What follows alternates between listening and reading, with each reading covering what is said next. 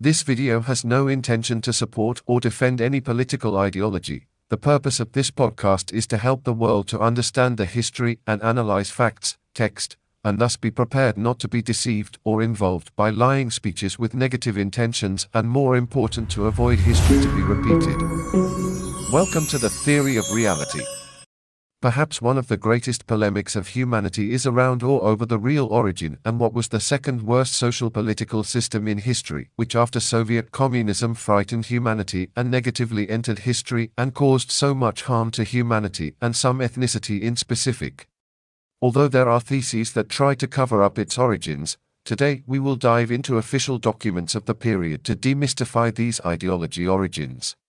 We are going to analyze a speech from 1932, part of the National Socialist German Workers' Party archive. It was no longer just a party that had the object to represent workers, but a criminal social and political scheme that at that historical moment was allied with the Soviets and started the Second World War using agreements as Ribbentrop-Molotov and the famous Goebbels propaganda and speeches.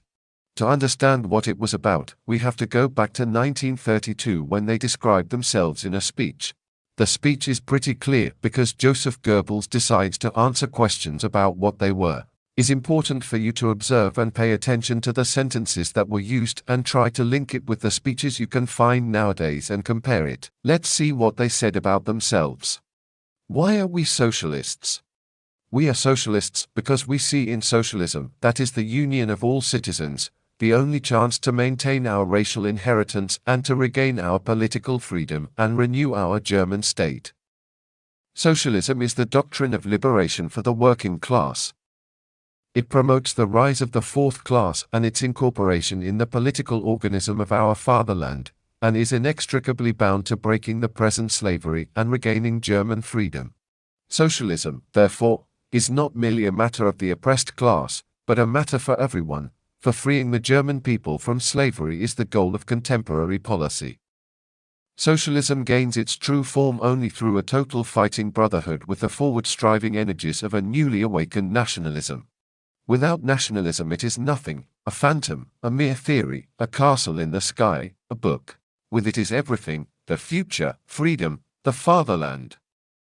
The sin of liberal thinking was to overlook socialism's nation-building strengths, thereby allowing its energies to go in anti-national directions. The sin of Marxism was to degrade socialism into a question of wages and the stomach, putting it in conflict with the state and its national existence. An understanding of both these facts leads us to a new sense of socialism, which sees its nature as nationalistic, state-building, liberating and constructive. The bourgeois is about to leave the historical stage. In its place will come the class of productive workers, the working class, that has been up until today oppressed. It is beginning to fulfill its political mission. It is involved in a hard and bitter struggle for political power as it seeks to become part of the national organism. The battle began in the economic realm, it will finish in the political.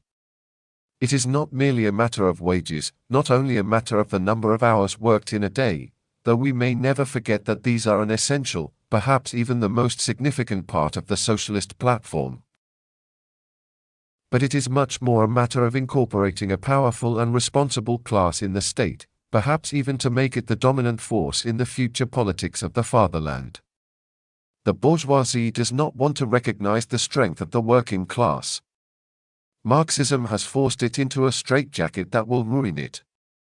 While the working class gradually disintegrates in the Marxist front, bleeding itself dry, the bourgeoisie and Marxism have agreed on the general lines of capitalism and see their task now to protect and defend it in various ways, often concealed. We are socialists because we see the social question as a matter of necessity and justice for the very existence of a state for our people, not a question of cheap pity or insulting sentimentality.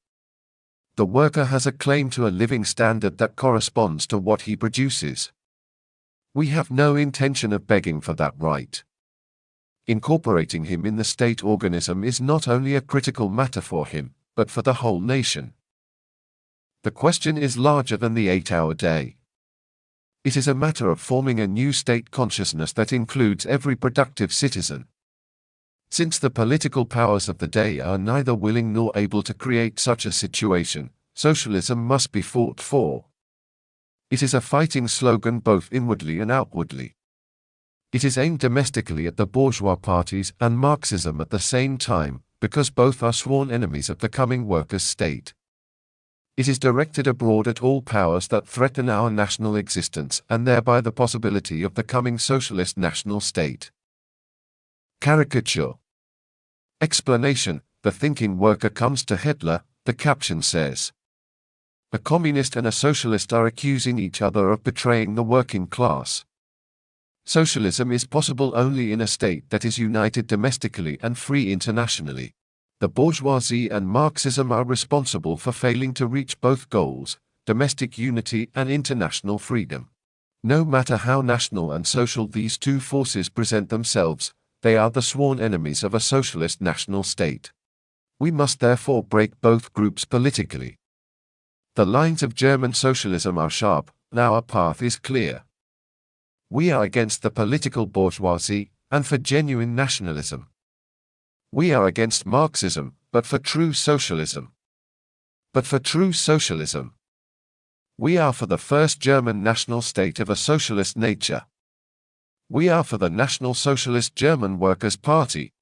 Why are we nationalists? We are nationalists because we see the nation as the only way to bring all the forces of the nation together to preserve and improve our existence and the conditions under which we live. The nation is the organic union of a people to protect its life. To be national is to affirm this union in word and deed. To be national has nothing to do with a form of government or a symbol. It is an affirmation of things, not forms. Forms can change, their content remains. If form and content agree, then the nationalist affirms both. If they conflict, the nationalist fights for the content and against the form. One may not put the symbol above the content. If that happens, the battle is on the wrong field and one's strength is lost in formalism. The real aim of nationalism, the nation, is lost. That is how things are today in Germany. Nationalism has turned into bourgeois patriotism and its defenders are battling windmills. One says Germany and means the monarchy. Another proclaims freedom and means black, white, red, the colors of the German flag. Would our situation today be any different if we replaced the republic with a monarchy and flew the black, white, red flag? The colony would have different wallpaper, but its nature, its content, would stay the same.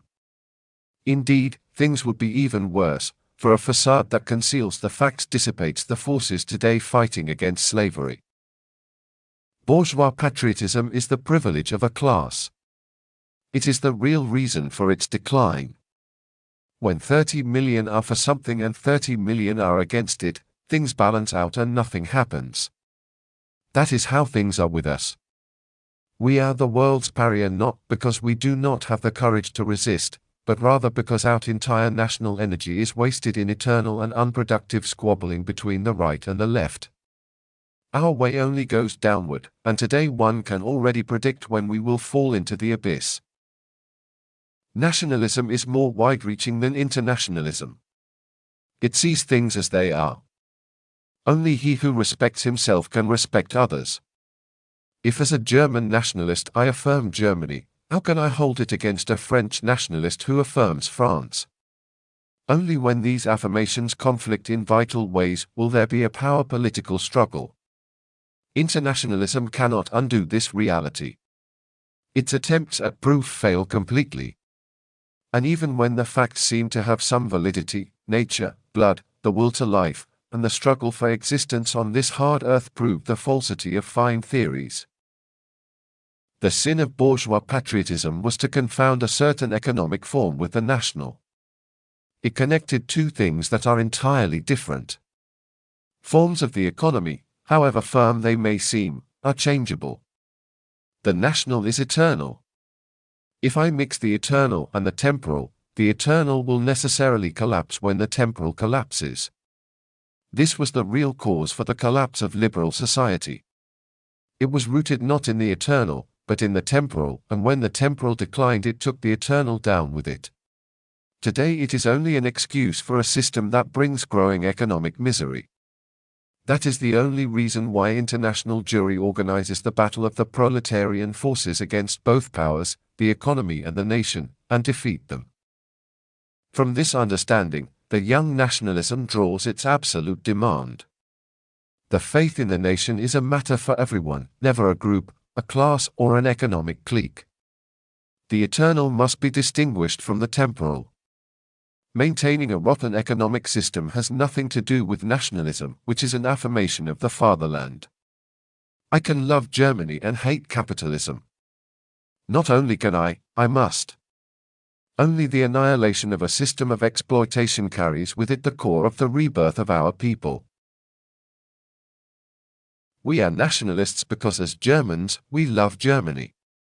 Because we love Germany, we want to preserve it and fight against those who would destroy it.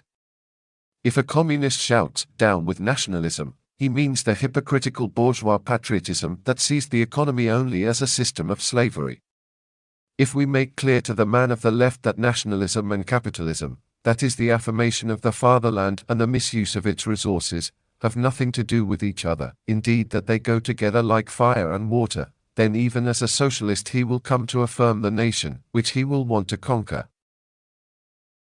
That is our real task as National Socialists. We were the first to recognize the connections and the first to begin the struggle. Because we are socialists, we have felt the deepest blessings of the nation, and because we are nationalists, we want to promote socialist justice in a new Germany. Why a workers' party? Work is not mankind's curse, but his blessing. A man becomes a man through labor. It elevates him, makes him great and aware, raises him above all other creatures. It is in the deepest sense creative, productive, and culture-producing. Without labor, no food. Without food, no life. The idea that the dirtier one's hands get, the more degrading the work, is a Jewish, not a German, idea. As in every other area, the German first asks how, then what. It is less a question of the position I fill, and more a question of how well I do the duty that God has given me. We call ourselves a workers' party because we want to rescue the word work from its current definition and give it back its original meaning. Anyone who creates value is a creator, that is, a worker. We refuse to distinguish kinds of work. Our only standard is whether the work serves the whole, or at least does not harm it, or if it is harmful. Work is service. If it works against the general welfare, then it is treason against the fatherland. Marxist nonsense claimed to free labor, yet it degraded the work of its members and saw it as a curse and disgrace. It can hardly be our goal to abolish labor, but rather to give new meaning and content. The worker in a capitalist state, and that is his deepest misfortune, is no longer a living human being, a creator, a maker. He has become a machine. A number, a cog in the machine without sense or understanding. He is alienated from what he produces. Labor is for him only a way to survive, not a path to higher blessings, not a joy, not something in which to take pride, or satisfaction, or encouragement, or a way to build character. We are a workers' party because we see in the coming battle between finance and labor the beginning and the end of the structure of the 20th century. We are on the side of labor and against finance.